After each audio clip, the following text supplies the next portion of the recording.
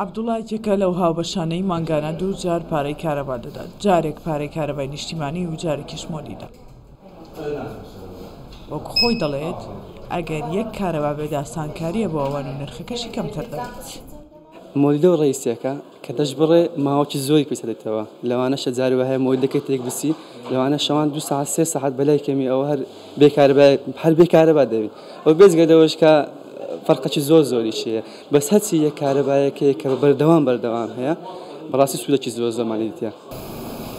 هاوڵاتیان ئێستا لە هەرێمی کوردستان کارەبای مۆلیدە و نیشتیمانیش بەکاردێنن، بەڵام وەزارەتی کارەبا لە هەندێک شوێنی بازرگانی و یەکەکانی نیشتەجێبوون کارەبای بە شێوەی 24 کاتژمێری دابین دەکات.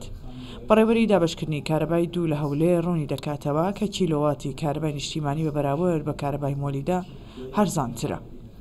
نرخەکانی تەساعودیە کە دەڵێن تەساعودیە لە 10 دینار دەست پێ دەکات، کرایتە بڵێن زۆن ینی زۆنی یەکەم ئێستا کە بڵێن هەتا 450 کیلۆوات نرخی کارەبا 18 دینارە، لە 450 کیلۆوات هەتاکو 900 کیلۆوات نرخەکەی زیاد دەبێتە 24 دینار، ئیتر لە 900 ڕوا بۆ 1500 تقریباً 42 دینارە.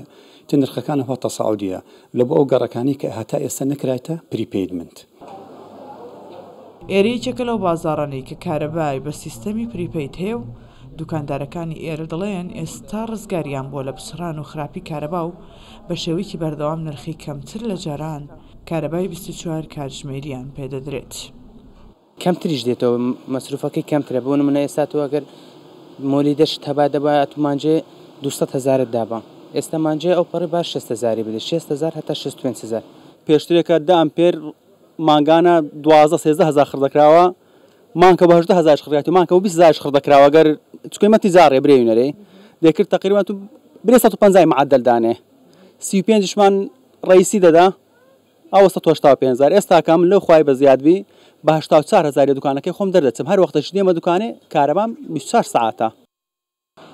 نزیکەی 2 ساڵە کارەبای ئەم شوێنە 24 کاتژمێریە، وەکو دوکانداران ئێرە باسی دەکەن ئەو پارەی کە ئێستا دەیدەن بۆ کارەبای 24 کاتژمێری زۆر کەمترە لەو پارەی کە پێشتر بۆ کارەبای مۆلیدە و کارەبای نیشتیمانیش دەیاندا. ئێستا وەزارەتی کارەبا لە هەوڵدایە بۆ ئەوەی کارەبای 24 کاتژمێری بۆ هاوڵاتیانیش بەردەست بخات. ڕەناس سالی کوردستان 24 هەولێر.